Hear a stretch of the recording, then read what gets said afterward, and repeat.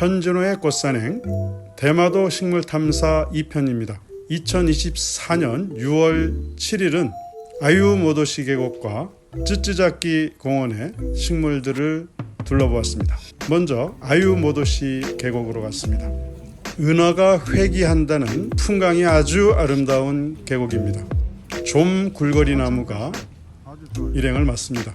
한참 꽃이 피어 있는데요. 암꽃과 수꽃이 각각 따로 있는데 한 나무에 피는 암수 한그루 식물이죠. 보시는 것은 수꽃입니다. 굴거리 나무와는 달리 잎이 아래로 처지지 않는 특징으로 구분할 수 있습니다. 잎의 크기도 굴거리 나무에 비해서 조금 작은 상록수입니다. 우리나라에는 남해안과 제주도에 드물게 자랍니다. 매화오리나무가 꽃봉오리를 달고 있습니다. 우리나라 도감에는 나와 있지만 실제로 우리나라에는 자라지 않는 것 같습니다. 제주도에 자란다고 하지만 아직까지 아무도 매화오리나무를 본 사람이 없습니다. 조금 이른 시기여서 아직 꽃이 피지 않아서 아쉬움을 낳았습니다. 작년 열매가 조금 남아있군요.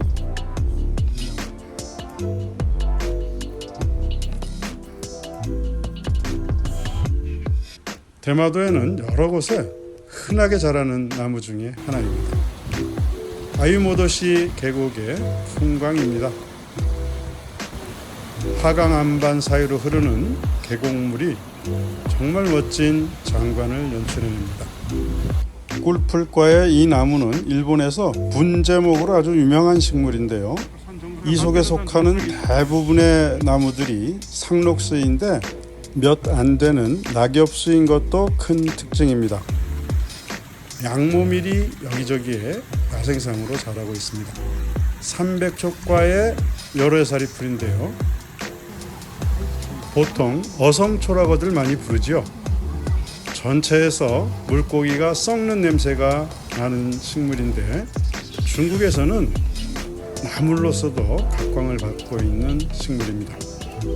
약재로 쓰이는 식물이고요. 우리나라에는 울릉도나 남부지방에 야생화되어 있는 귀화 식물입니다. 물레나물과 아유모도시 계곡의 출렁다리 부근의 풍광입니다.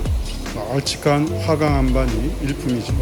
세비나무가 꽃을 한창 피우고 있습니다. 마편촉과의 떨기나무인데 작살나무하고 같은 속입니다. 작살나무에 비해서 꽃과 잎과 줄기에 모두 털이 많은 게 특징입니다. 한산자리공입니다.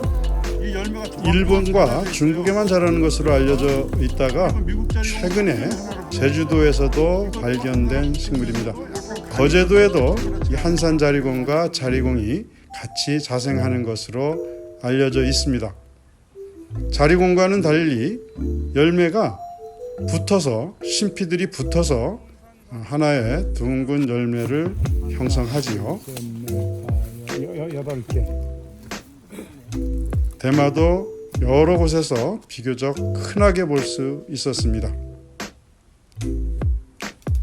상당히 큰 대형 고사리입니다. 풀고사리 과의 풀고사리입니다.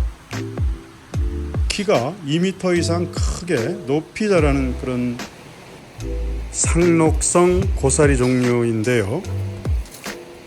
우리나라에도 남해안과 제주도에 있지만 그리 흔하지는 않습니다. 귀한 양치식물 하나가 더 보이는군요. 버들 참빗입니다. 우리나라 제주도에 드물게 자라는 상록성 양치식물로서 꼬리 고사리과에 속하는 식물입니다. 뒷면에 포자낭분이 달려있는 모습이죠. 포자낭은 다 펴졌어요. 이 제목이 뭔데? 버들 참빗인가 그럴 탐방로는 아유모도시 계곡 좌우를 번갈아 가면서 계곡 옆으로 이어집니다. 물소리가 계속해서 들리는 가운데 여러 가지 식물들을 탐사하였습니다.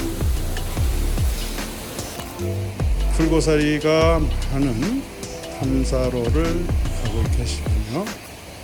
검양온나무입니다. 검양온나무는 암나무와 수나무가 따로 있는 암수 딴구루 식물인데 지금 보시는 나무는 암나무입니다. 암나무에 열린 작년에 열린 열매도 아직 남아 있습니다.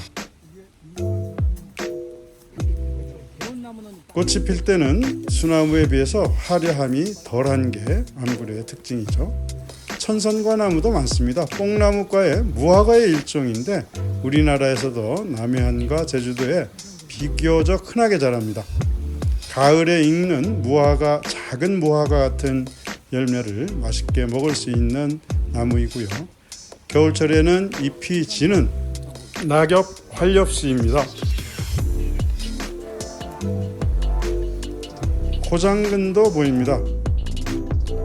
유사식물인 감절대에 비해서 옆저 부분이 일직선으로 잘린 듯한 게 큰 특징입니다. 우리나라에서는 감절대에 비해서 훨씬 드문 식물이죠. 이곳 아유모도시 계곡 주변에는 국내에는 자라지 않는 대형 양치식물도 자라고 있었습니다. 고란초도 자라고 있군요. 우리나라 중부지방에서는 잎이 작게 자란 고란초를 볼 수 있는데 여기서는 잎이 크게 잘 자랐네요. 검양온나무 수구루에 달린 수꽃입니다. 앞에서 보신 암나무의 암꽃보다 훨씬 화려하죠. 노란색이 화려하죠. 아유모도시 계곡 주변에 자라면서 꽃을 활짝 피운 수구루의 모습을 보시고 계십니다. 마삭줄도 많군요. 협죽독가의 상록 덩굴나무입니다. 우리나라에도 남해안과 제주도에 비교적 흔하게 볼 수 있는 나무인데 은은한 향이 나는 꽃도 아주 좋죠. 보리장나무가 보입니다. 보리수나무 과에 속하는 나무인데 보리밥나무에 비해서 훨씬 드물죠. 잎이 보리밥나무에 비해서 길게 생겼고요. 잎 뒷면의 색깔도 보리밥나무가 흰빛을 띈다면 갈색빛을 띄어서 구분됩니다. 다음은 쯔쯔잡기로 갑니다. 쯔쯔잡기는 대마도의 최남단입니다.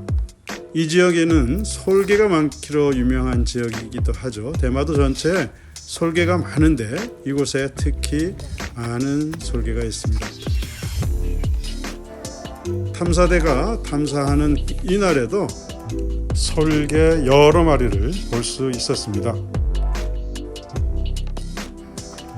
둥글레와 유사한 진황정이라는 식물입니다. 둥글레에 비해서 주로 남부지방에만 자라고 잎의 숫자도 훨씬 많고 잎의 형태가 긴 타원형으로 생겼습니다.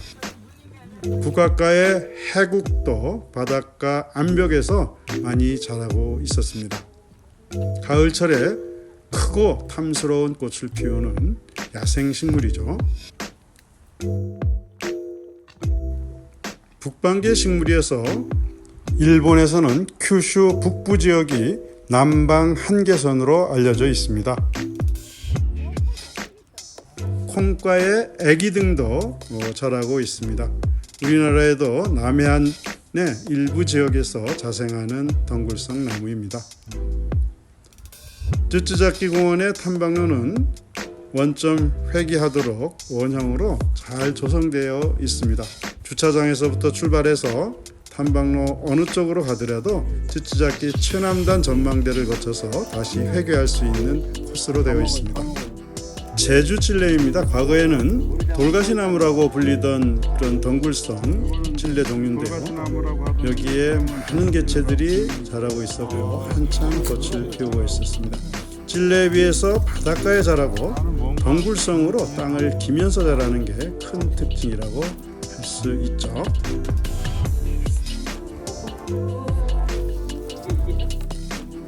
수술이 많고 꽃잎은 5장인 게 특징이기도 합니다.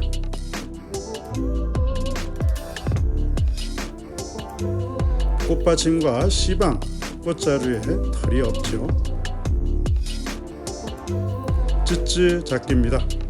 대마도의 최남단 남쪽으로 뾰족 튀어나온 일종의 곳입니다. 갯고들빼기도 많습니다. 국가가의 식물인데 우리나라에서는 남해안과 제주도에서 일부 도서 지역에서 볼 수 있는데 여기에 굉장히 많습니다. 문주란도 몇 포기가 쯔쯔자키 근처에서 자라고 있었습니다. 솔개가 유난히 많은 쯔쯔자키 공원, 식물들도 남쪽 식물들이 많이 자라고 있었는데요. 검양온나무가 자랐는데 이 검양온나무는 작년의 열매를 아직도 싱싱하게 달고 있었습니다. 대마도에는 산검양온나무가 거의 없고 검양온나무가 대부분입니다.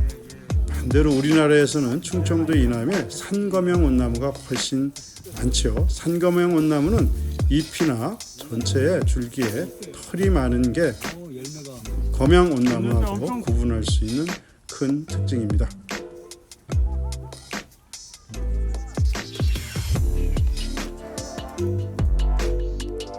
염생식물인 권행초도 자라고 있군요. 노란 꽃이 피어있는 모습입니다. 바닷가에서 비교적 흔하게 볼 수 있는 식물이고 식용도 가능한 식물로 알려져 있습니다.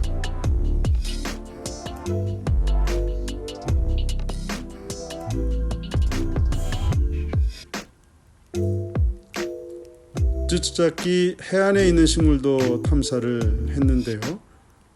중국과 한국에서 밀려온 많은 쓰레기들이 있군요.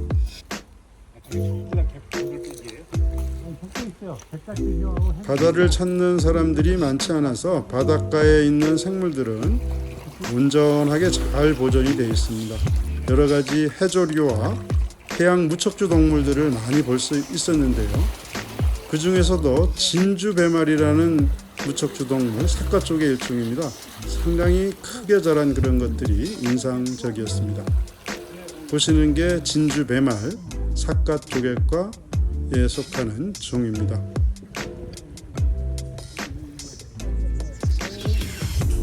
상당히 큰 개체들도 여러 개 자라고 있었습니다. 맛은 어떨지 궁금해지네요. 진주배말 외에도 다른 고동류들이 여러 종류가 자라는 것을 볼 수가 있었습니다. 쯔쯔자키 전망대에서 기념 촬영들도 하시는군요. 대마도 식물탐사 3편은 대마도의 가장 멋진 산 시라다케로 식물탐사를 떠납니다. 대마도 식물탐사 3편 시라다케 편도 기대해 주세요.